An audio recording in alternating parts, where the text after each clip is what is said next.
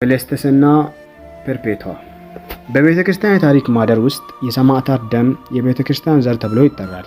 ከነዚህ የክብር ዘሮች መካከል በ3ኛው ክፍለ ዘመን በካርቴጅ ወይም ሰሜን አፍሪካ ምድር የታየው የሁለቱ ሴቶች ታሪክ የክርስትና እውነተኛ ባህሪ ማለትም ፍቅርን፣ እኩልነትንና ፍጹም ታማኝነትን በአንድነት አጣምሮ የያዘ ድንቅ ታሪክ ነው።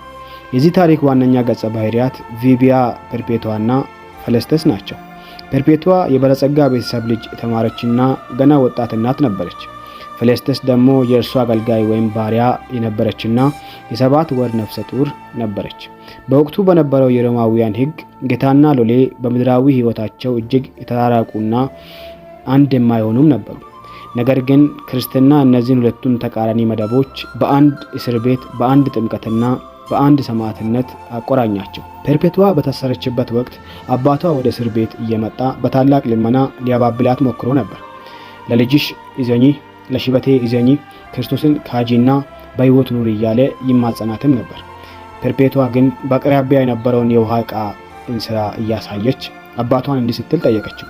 አባቴ ሆይ፣ ይህ በፊታችን ያለው ዕቃ ከስሙ ውጪ ሌላ ስም ሊሰጠው ይችላልን?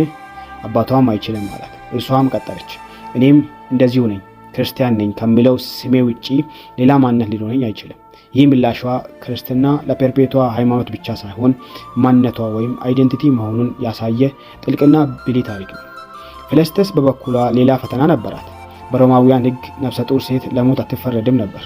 እርሷ ግን ከጓደኞቿ ተለይታ መቅራትን አልፈለገችም። አብሯቸው ሰማዕት ለመሆን ትናፍቅ ነበር። በሚገርም ሁኔታ ወደ አራና ለመግባት ጥቂት ቀናት ሲቀሯት በምጥ ተያዘች።